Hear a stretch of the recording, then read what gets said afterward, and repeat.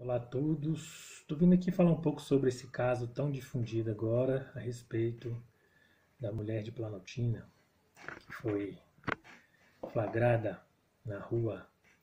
Mas eu não vou falar dela, porque ela realmente precisa ser preservada e respeitada. Mas falar da maneira como os transtornos mentais são tratados, são desrespeitados, né? Provavelmente ela é uma pessoa que foi negligenciada há um bom tempo e o transtorno dela não foi tratado. E aí agora a mídia expõe, explora o próprio morador de rua de maneira bem perversa. Acredito que é importante que a gente possa dar atenção melhor às questões dos transtornos psiquiátricos, né? Este é um clássico caso que se repete muito. Para quem tratou, para quem trabalhou com problemas psiquiátricos em clínicas, trabalho com saúde mental tanto tempo como eu, sou testemunha de vários casos como esse, em que houve negligência, negação, omissão, às vezes por falta de recursos familiares também, mas principalmente omissão de pessoas que tinham condições, como a própria igreja, a sociedade, o poder público, né, e alguns profissionais que deveriam, que provavelmente ela já foi acompanhada e não foi bem assistida. Eu acredito que a questão da saúde mental é uma questão que precisa ser bem tratada, bem respeitada, né, bem acolhida, para que casos como esse não se repitam. Ela é uma mulher, ela está num lado frágil da história, porque como mulher ela sofre uma pressão maior. Se ela tem um transtorno psiquiátrico, como está sendo dito, da bipolaridade, numa crise maníaca, pode ter surto.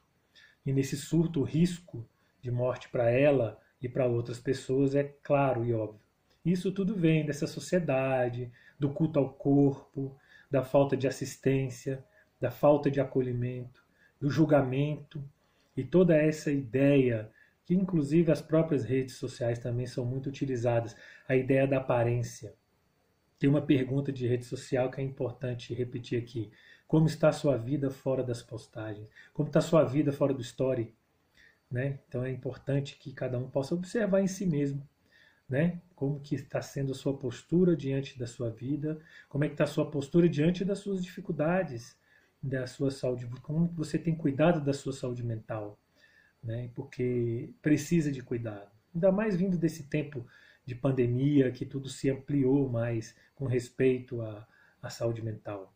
Algumas pessoas ficaram com mais dificuldade de interação social, outros tiveram uma certa compulsão, uma expansão compensatória em busca de felicidade, alegria e prazer, né? E isso tudo precisa ser bem assistido nesse momento.